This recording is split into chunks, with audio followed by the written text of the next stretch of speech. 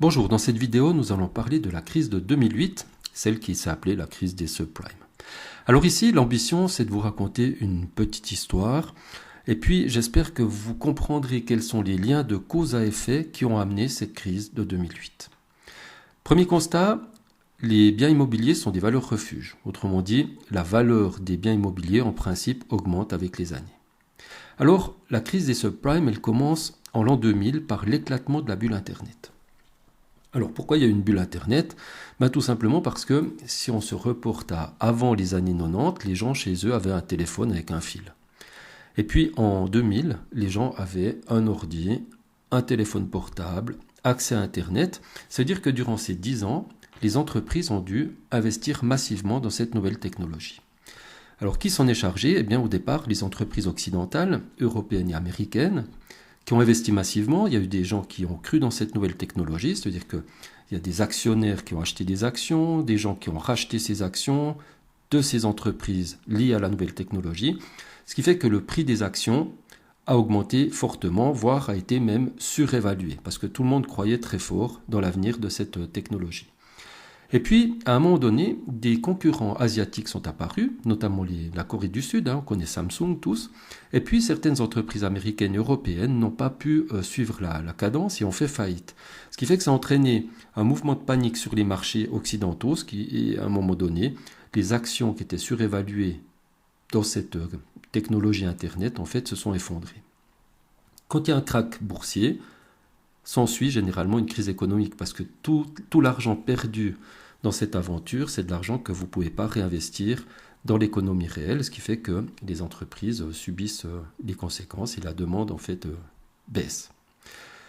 Le problème, c'est qu'en 2001, juste après, il y a eu l'attentat des tours jumelles à New York, qui a cloué au sol en fait les avions pendant des semaines. Ceci a aggravé la crise économique.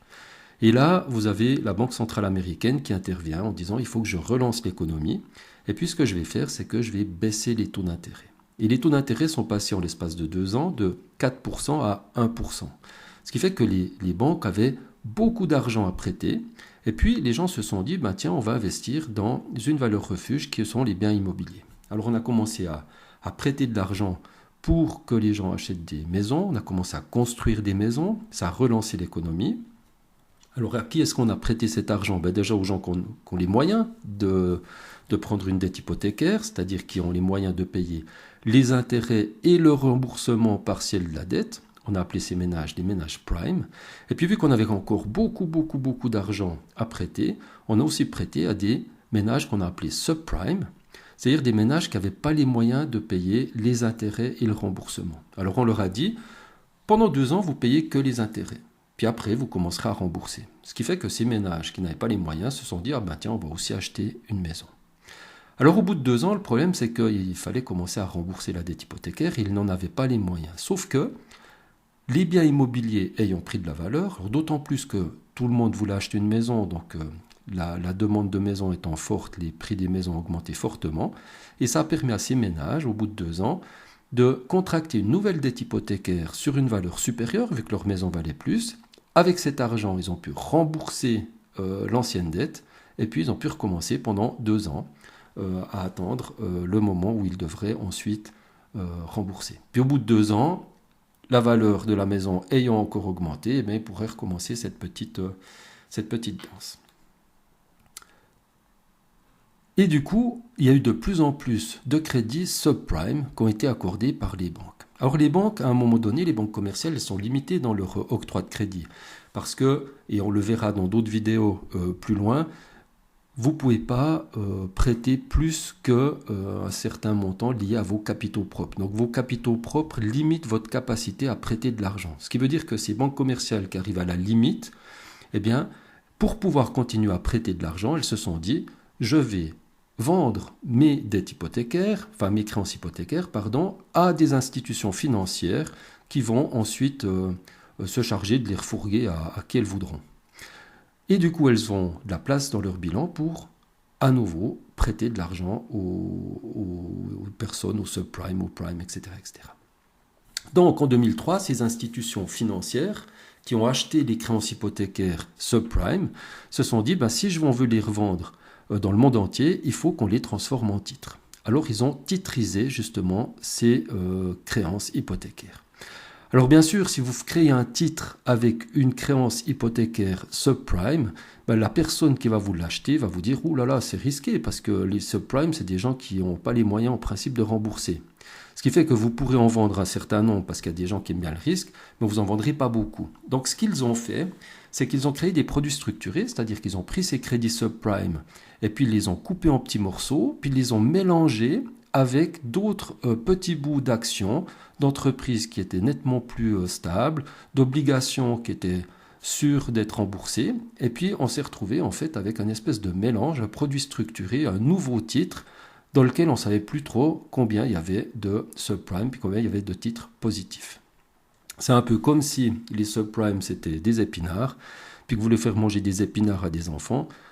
Vous mettez un petit peu d'épinards avec autre chose qu'ils aiment bien, et puis du coup, ils vont manger le tout sans problème. Si vous leur donnez que des épinards, il n'y en aura pas beaucoup qui voudront ça. Donc en gros, on s'est mis à vendre ces ces nouveaux produits structurés qui contenaient des crédits subprime partout dans le monde. Ça veut dire que le fonds de pension des profs Neuchâtelois en a acheté, que la banque UBS en a acheté, que le Crédit Suisse en a acheté, bref, tout le monde en a acheté. D'autant plus que ces titres étaient très demandés, parce que vu qu'ils étaient basés sur des biens immobiliers dont la valeur augmentait, ça s'appelle le sous-jacent, ça, eh bien si votre sous-jacent voit sa valeur augmenter, le titre qui est lié voit aussi sa valeur augmenter, ce qui fait que ces titres valaient de plus en plus parce que les maisons américaines valaient de plus en plus, et puis les banques, les fonds de pension, tout ça se sont dit, ah ben ça c'est des titres que je veux acheter parce que j'y gagne beaucoup.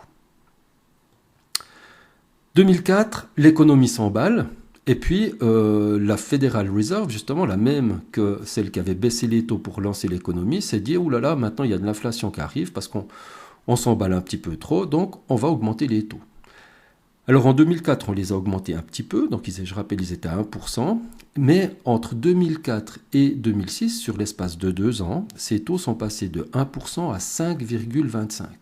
Ce qui veut dire que à ce moment-là, les ménages subprime, même s'ils ne payaient que les intérêts, n'avaient plus les moyens de payer justement ce qu'elles devaient à leur banque. Et du coup, des maisons ont été saisies. Et puis le problème, c'est que lorsque vous saisissez des maisons, il faut les vendre. Alors si vous saisissez des maisons pour les vendre, puis que vous vous en saisissez beaucoup, donc vous allez en mettre directement beaucoup sur le marché, l'offre de maisons va devenir importante. Et qui reste-t-il pour acheter ces maisons ? Vous éliminez tous les primes parce qu'eux, ils n'ont plus les moyens. Et puis si vous prenez tous les subprimes, parce qu'eux, ils n'ont plus les moyens. Puis si vous prenez les ménages prime, vu que les taux d'intérêt ont augmenté, ils se disent, ça devient un petit peu cher d'acheter une maison. Et puis, qu'est-ce qu'on constate ? C'est que la demande étant moins importante que l'offre au niveau de ces maisons, le prix des maisons baisse. Ce qui fait que les ménages qui auraient encore les moyens d'acheter des maisons, voyant les prix baisser, ils se disent, je vais attendre un petit coup, parce que vu que ça baisse, je vais attendre que ça baisse encore.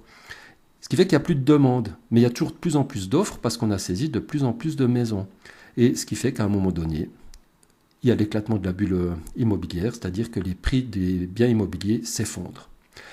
Alors si les prix des biens immobiliers s'effondrent et que les titres qu'on avait créés étaient basés sur le marché immobilier, ils étaient très demandés parce que le prix des maisons augmentait, si au moment où le prix des maisons s'effondre, eh bien ces titres-là valent plus rien.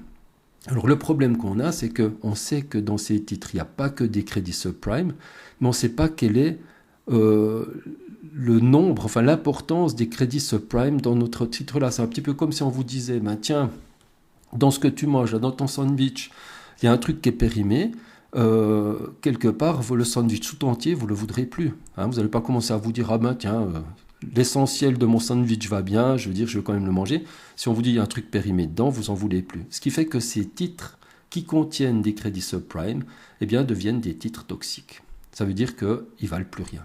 Et ça veut dire que les banques qui ont acheté ces titres-là, elles voient qu'une part de leur actif, ces titres qu'elles possèdent, vaut plus rien. Et puis, lorsque vous avez une partie de votre actif qui ne vaut plus rien, ça veut dire que la même somme en capitaux propres disparaît. Ça, on l'explique aussi dans une autre vidéo, même la vidéo précédente peut-être. Et ce qui fait que les entreprises, les banques deviennent sous-capitalisées, voire même font faillite. Et puis, c'est le début vraiment de la crise des subprimes. Vous avez les banques qui font faillite. Alors en 2008, c'est la Lehman Brothers qui disparaît. Et du coup, il y a une espèce de panique sur les marchés, de bank run. Les gens vont vite au guichet retirer leur argent, ce qui fait que plus rien ne fonctionne, les banques se font plus confiance entre elles. Puis vous tombez sur cette crise de solvabilité, de liquidité, de confiance, qui fait que les États doivent intervenir. Et puis, à force de dollars, hein, ça veut dire que les États s'endettent pour recapitaliser les banques afin qu'elles ne fassent pas faillite, parce que si une de ces grandes banques fait faillite, c'est toutes les autres qui font faillite. Alors là, c'est le risque systémique qui est expliqué dans une autre vidéo, mais en 2 mots.